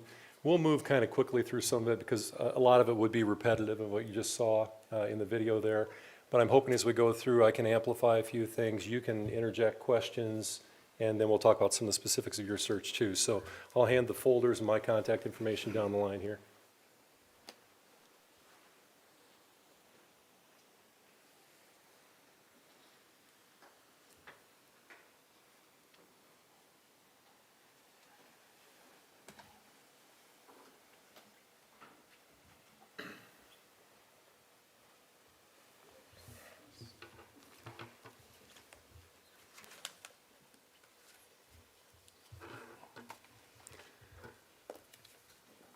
This slide here, again, that's really what we just heard, the whole search process. And, you know, we already have hit the ground running here. Those first couple of steps we really have rolling. Your survey is out now. Jeannie just told me you, as of right now, have 305 responses, which is great. That's getting to the point where you'll close it pretty soon. I think you plan to get that to us maybe by January 12th so we can get that stakeholder report ready for you. So that's rolling already, and we've had some conversations about those early items on there, and we'll keep moving through the process here. These meetings, these are the typical meetings. We've already kind of had a preliminary planning meeting with Chad and Brett and Jeannie because we wanted to get out and kind of get ahead of the market, so to speak, with openings. There have been a number of superintendent openings early this year, and there's usually kind of a couple of waves of hiring, as you probably know, and you're going to be able to get in, you know, before that second big wave, which is nice, and you're going to be an attractive district too, so I'm sure you're going to have a good pool. We will review those applications in closed session. You do see all of them as they come in each week. You'll get that weekly update of completers. Right now, I checked earlier tonight, right now you have 7 completers, and it's not unusual, kind of starts with a little trickle, and, 2 or 3 a week maybe, and then usually the last week is your influx of applicants, so to speak. So it closes January 25th. The word is out, we're promoting. Once that closes, then February 5th is when Trent will be in to go through all of those applicants with you. And those parts that were in the video will be in play. We'll have the candidates in tiers. Trent and I will be evaluating as they come in and deciding whether we would place candidates in green, yellow, or red tier. And then also there will be what we call a candidate rating table for each candidate, which goes through resume type information as well as confidential references. And then also we're doing license checks and things at that point too. We give you something that we call a disclosure and narrative spreadsheet as well. And the disclosure is there any kind of ding on their license or past experience? Have they ever been asked to leave a job? Have they had any legal problem? That kind of thing. And the narrative is that important answer that they provide, which is why are they a good fit for Southeast Polk Community School District. So you'll get that too in advance of this closed session meeting. Semifinalist interviews. I know there's been some good conversation around that already. Typically, we will do a lot of those by Zoom for half an hour. I know a local preference, which we certainly respect, is to spend a little more time with your semifinalist. So we're planning on an hour and in-person versus Zoom. That might require a second night. We'll go through the dates in a little bit, but Trent and I have our calendars in sync. We'll be able to be here for a second night. And the things you need to think about with that, I'll just plant a couple of seeds with the semifinalist. You do want to treat all of your applicants the same. So if you have an out-of-state person from a long distance, whatever, you're going to want them here in person if we're having them all in person. So just be thinking about that. If there are transportation costs, for example, is that going to be on the district's dime? Doesn't have to be. Could be, but that's something you'd have to communicate with somebody if they're coming from a distance away. So that's just something to think about. The other thing, we are really emphasizing confidentiality in searches. That's more important than ever because the pools are smaller and because frequently your best candidates are people who are doing well in a district right now. They're not on the rebound. They're not desperate for a job. We're recruiting them away from a place that things are going well for a better opportunity here, but they very frequently don't want the word out in their community or with their board. They don't want people to think, well, you'll get applicants where this is the only job they apply for. They're really not looking. And we'll recruit those kind of people for you. But we need to respect their confidentiality because we don't want their relationship with their board or their community to sour. So if we bring them in here in person, again, we'll want to keep that under wraps, I think, respect their confidentiality. Just another thing to think about with that in-person semifinals round. Then the formal interviews, we have those scheduled for February 25th, I believe. We'll go through all the dates in a little bit here. That will be a full day, but a great day. We really pretty strongly believe that it's best to do it all in one day, and it's exhausting, and especially for the board. Everybody gets done interviewing. You saw a quick example of the kind of feedback we give you.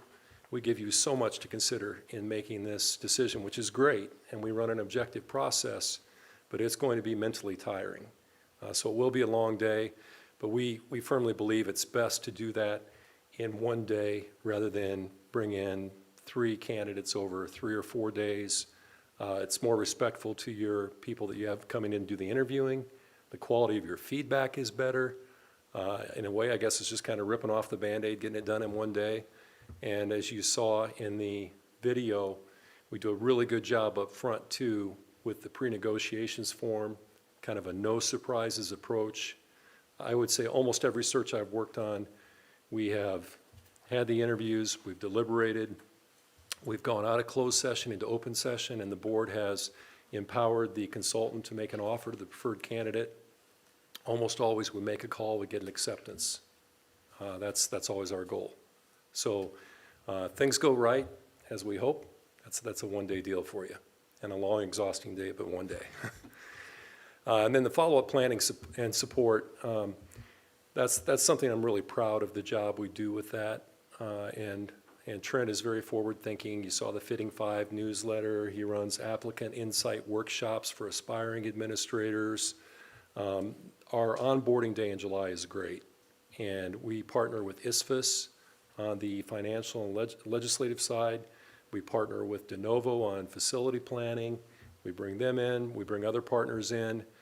We walk through our advanced insights reports, and we have our new superintendent and the school business official come in together, and they both have done those screeners. It's a very valuable day, and we have that scheduled for July 7th, I believe, this coming year. So that's included for every person we help hire. And then it was mentioned in the video too, something that I piloted for us, I guess about 3 years ago now, but we're doing a number of them each year, the facilitated evaluation, where we come in and help the board and superintendent in that first year or beyond if they want, and kind of guide them through an evaluation process. So there's a lot that goes into our process. This timeline, I'm going to skip over this. You have your timeline typed up. It's better than that, and I think we have things pretty well nailed down. This is an example of job posting. We have one out there. We've had some conversation back and forth with Jeannie and Chad and Brett and getting that updated. I don't know, is this the latest one in here? Or have we had an update since this one? Can you tell? That's the latest one. Okay, so this is what is being used to market your job. Social media was mentioned. I can tell you Trent is as connected on X and LinkedIn as anybody I've ever seen. He's worked in preparation programs for the superintendency for years, and we do a good job of pushing out this flyer and promoting our jobs. So that's just one thing they look at.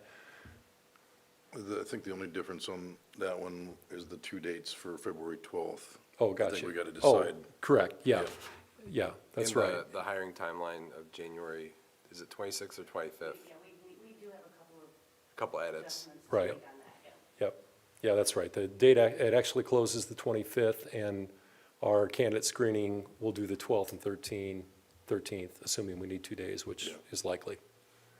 Okay. We pride ourselves in communication. You get it. It's kind of a constant trickle. I went through the meetings you can expect previously. You are going to get the weekly email. They've started. I can't remember who they're going to right now.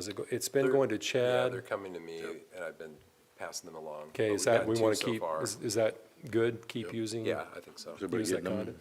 Okay. So each week you will get the hiring update. It usually comes out Monday morning from our office staff, and in that will be the candidate's letter of application, resume, and reference letters. And you can review those kind of as they come in. Some people, make themselves a binder, but we throw them in an electronic folder. If you don't have time to look right now, it's not a problem. You can access that folder anytime. And we like to do it weekly, so you have some time prior to when we come in and present the whole slate. And we also, as a firm, firmly believe you need to see every applicant. And not all applicants are created equal. I mean, you're going to have some variance, but there are some search firms, I think, that they get accused of or maybe give the impression that they have their kind of stable of preferred candidates, that they just move around different places, and that's not our approach at all. We let you see them all as we go, and we'll give you our opinion, and we'll let you know what we know about people, and that's why it's important to do that in closed sessions, so we can be very frank and honest with you, but we think that's important. After the deadline closes, you'll get that spreadsheet that I referred to, which is the candidate narratives and disclosures. That usually comes out just a day or two before we present the whole slate to you. And then we have the meeting that we talked about, the closed session meeting when we review the candidates. At that time, we'll have the candidate rating tables, the tiers, the confidential reference checks. We do social media reports. They go back 7 years on the finalist. We run state licensure checks, and we'll talk a little bit about additional background check things here in a minute, too. This is mixed interview teams. I can just comment on here, and we'll go kind of quickly. That's a concept we believe in. People have different thoughts about that. It is nice to get broad-based representation of your stakeholders, and mixed interview groups allow that. But rather than have a whole bunch of little half-hour interviews with, now we're talking to support staff, now we're talking to teachers, now we're talking to administrators, we like to set up mixed groups. And we do that for several reasons. Again, the broad representation. It keeps the applicants honest. Okay, and I've been through this as an applicant, both with mixed teams and with all those little half-hour groups. And I say it keeps them honest because a savvy applicant can talk differently to the support staff than they do to the teachers, than they do to the administrators. And, you know, we are one school community here. And we think that gets reflected in the mixed interview groups, and it keeps them on message and consistent. Now, we do still collect feedback from every single individual that we get to the board, disaggregated by group, so you'll be able to see how the different groups feel about the applicants. But they're interviewing all together. We do the individual feedback, and then after that's done, we also talk with the mixed interview group about strengths, red flags, what's most important to them, that kind of thing. And we will have consultants who are facilitating those mixed interview groups. Trent and I will each have a group if you have two mixed interview groups. And we will give them a little in-service before we interview, just about how to avoid questions with legal risk and how they want the interview to go exactly, a few friendly reminders, and then once that happens, then we're just kind of timekeepers, keep us on schedule. But we believe that's a real strength of the process. That's some work for the district up front, but I think you're already on that. I think you've got that rolling in terms of figuring out who's in some groups. We've started that conversation. Okay. This is just the candidate tier thing you saw in the video. We give it to you in green, yellow, red. We do not rank order them. One time we did spend a lot of time quibbling over, okay, who's your number one, your number two?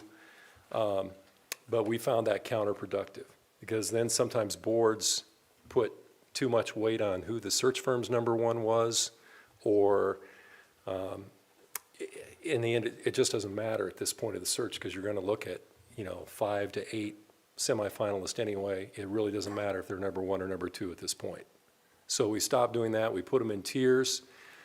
Quite frequently, there's somebody in the yellow who maybe they're there because they had a bad reference or they don't have that much experience or something.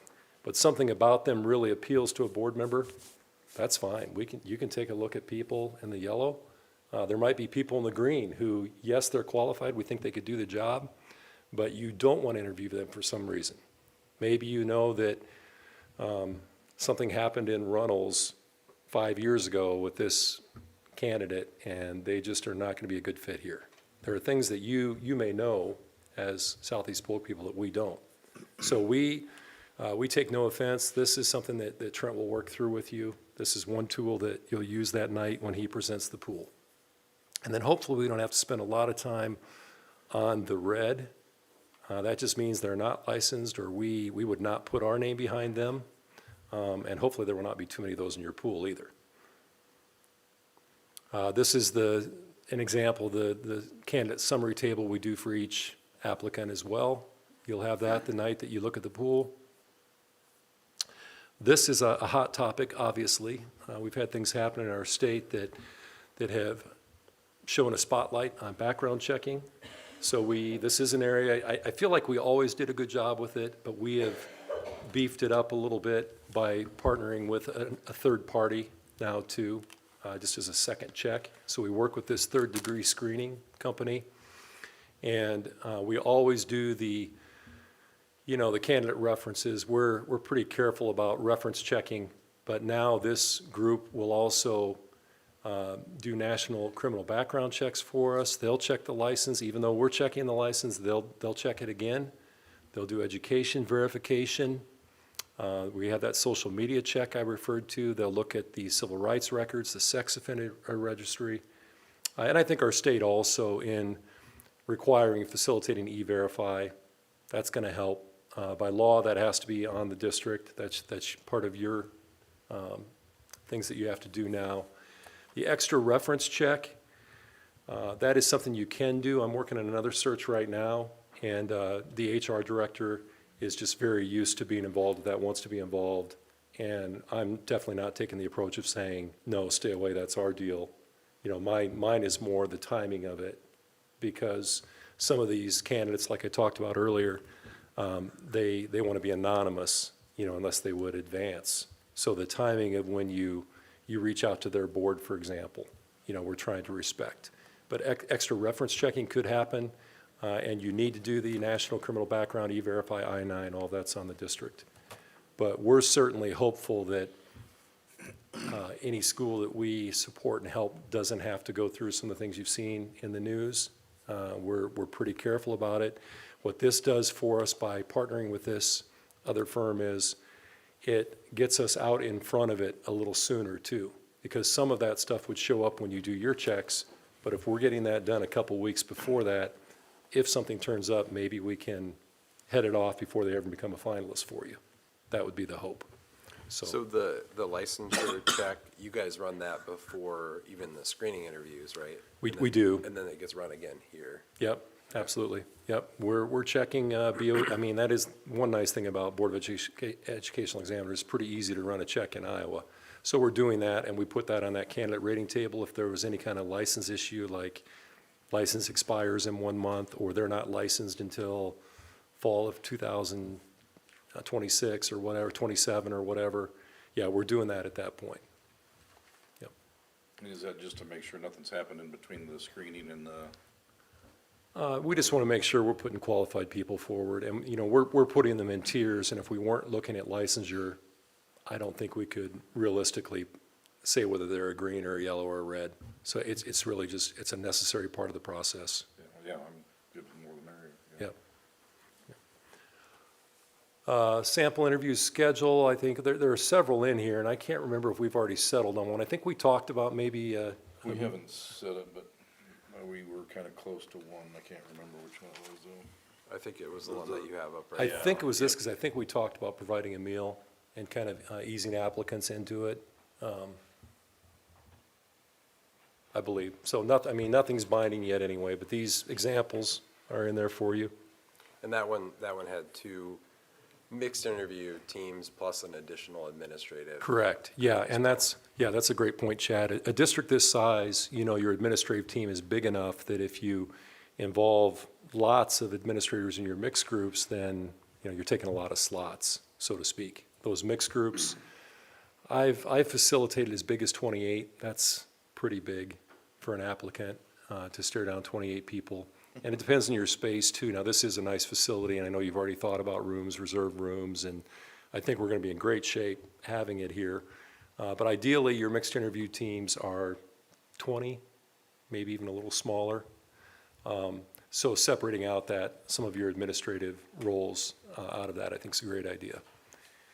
The only difference here is, you know, sometimes we always have the school board be the last interview, but obviously you're kind of in the mix with other people here, and you're in just a little bit earlier than some other schedules.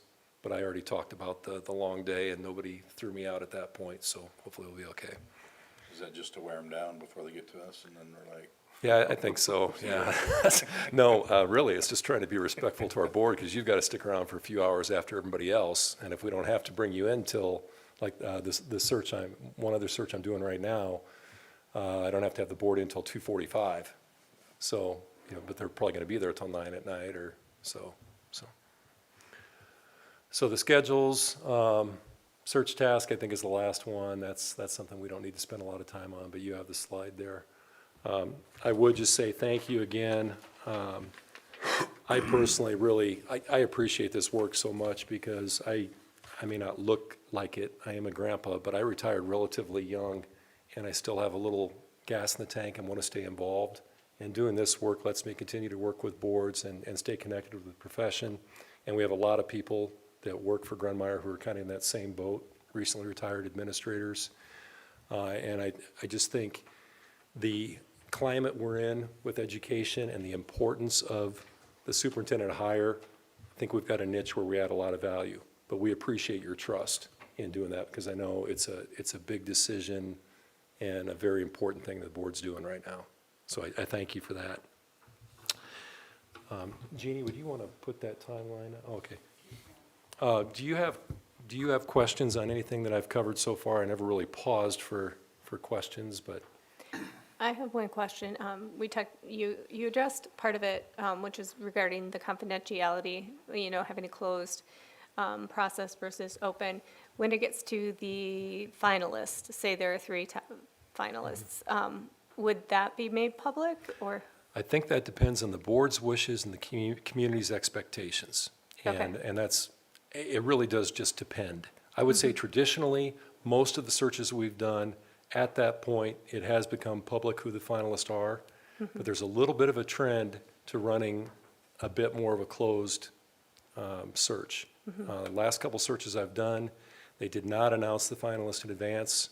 They only put out the accepted offer. And, word eventually gets out, especially when you use those mixed groups. You can talk about confidentiality, but if you put 3 people in front of, 40 people or more, okay, word will get out, but they're shielded up until that point. Now, I think it's perfectly fine, especially a district like this, if that's your desire, announce the finalist. I think people are going to be interested. As a board, I think that's really your decision. We'll do whatever you want to do. But I don't think it will be an issue to do that. Okay. Really, anybody, I would like to think that boards would be understanding if their sitting superintendent had an opportunity to be a finalist in a district like this. They should understand that, hopefully, and not hold it against their superintendent too. So the answer is probably yes. If you want, definitely yes. Okay, but that's something we'd have to determine. Yeah, I think just let us know, Okay. if you want your finalist to be public or not.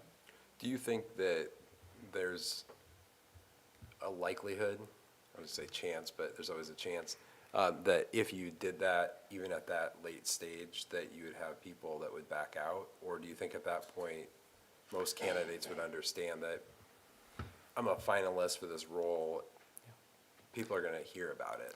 Yeah, we're talking to candidates along the way too, every step. So I think we're going to have a pretty good feel if they're having any misgivings about that. I want to say no, it wouldn't happen, that they wouldn't just withdraw for that reason. Like you said, I suppose there's always a chance. More likely, it might keep 1 or 2 from applying in the first place, if they knew that. If they asked, is this a confidential search, we'd say yes, right up to the point we announce finalist. And then they'd have to make that decision, if that was going to be a deal breaker for them. But again, we're talking about a matter of just a few days too. You'll be announcing your finalists probably just a couple of days before your interviews. It's a pretty tight time frame. And part of that too is just so that the world we live in, that people have a little less time to go just pick apart all your finalists too, like they will do. And again, we will thoroughly vet. We're not going to try to bring you finalists that have skeletons in their closet or that you have to worry about, any kind of public sentiment. But there will be somebody somewhere along the line that, has a cousin in this town who doesn't like that finalist. And once your finalists get announced, people will, because they're interested, they'll start, evaluating the finalist on their own too. But that's just the nature of the beast. So, other questions I can answer for you? Anything you're uncomfortable with, questioning, wondering about? No, we'll lock in those dates. Yeah, let's just talk about the dates. I think we're in really good shape. Your survey is out, going well. Will be back to us soon. That closes the 9th and we'll get to us by the 12th. We'll create that survey report that you saw a representation of in the video. That's something, I think both Trent and I will be down the 22nd to go over that survey report with you. Yeah, one thing I wanted to bring up is on the 22nd, we'll have a regular board meeting Yep. like we did tonight. We'll go through the survey results. I'm kind of wondering if the selection criteria and the questions for the interview might be a little bit too heavy for that Okay. one session. Yeah, And so I'm just throwing out the idea of making that maybe a separate work session that we do, whether it's a different night or Sure. a Saturday or something like that. yeah, that's perfectly fine. Yeah, and it's always a little tricky too, because that's not, you can't go into closed session for that. And depending on the amount of interest, I don't know if you actually want to go through the exact questions, prior to any kind of interview. It's more us knowing, and your survey report will suggest to us what the community, the stakeholders think are the top priorities. But we don't just take that and run with it until we talk to the board and make sure, because, your relationship with the superintendent's different than the community's. There might be something that's a community priority that is a little farther down your list, or they might have missed something. So that's really the reason for that January 22nd meeting. I think we can have that conversation. I don't think we need to spend time on questions that night. I think that's fine. Okay. So that might be, you may want to make, this is a public document, you might want to make that adjustment if we're not going to do that night. Take that off there. Then you see applications closing the 25th, like we talked about. February 5th, that'll be Trent's time with you to review that whole list of applicants.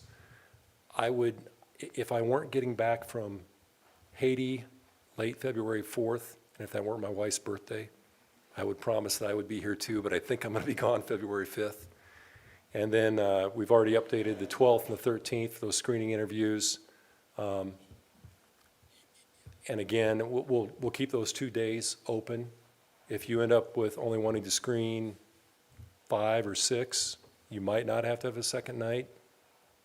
We can talk more about that as we go, but we'll keep those 2 dates for that. And then the 19th, yeah, that's kind of in between those 2 stages, but we can have a progress report ready for you there. We should be ready for our finalist by the 19th. If you're screening the 12th, 13th, and getting down to your preferred finalist, we should have them locked up and ready to go by the 19th, I hope. Let's see. And I think we've kind of talked about that interview day already, how we hope that goes. So dates are set, things are rolling, applicants are coming in. I feel pretty good about where you're at. You have, as I said earlier, 7 in the hopper right now. You'll have more. Our average here lately has been around 14, but 2 searches I've been around already this year have been better than that, 19, 20. You have the advantages of being great district, high compensation, great location. But I will tell you too that some applicants will self-select themselves out because they just don't feel they're ready. I mean, you're going to get some high-quality applicants is what you want. So, anything else I can do for you tonight, or I might have talked enough. I'm losing my voice. Feel like we're in a good place. Yeah, just a reminder to the board, make sure, start working on, if you haven't done it, your 8 to 10 people that you'd like to see on the committees. If you can get those to Ched or I, when do we want those? Probably by end of January? Yeah, I think so. Then we'll need to sort through those and get, you said, up to 20 maybe per group, and we want to make sure that we're getting them across different, categories of people, right? Yep, for sure. And that can be community and staff, or just if you have ideas of people that you want, we'll kind of pick. That's your list. You've got my cell and email there too. If something comes up, reach out. Otherwise, look for our weekly communications too. Okay. Thank you. Yeah. Thank you, Art. Thanks, appreciate it. All right. Motion to adjourn? adjourn. Second. Okay. We're adjourned.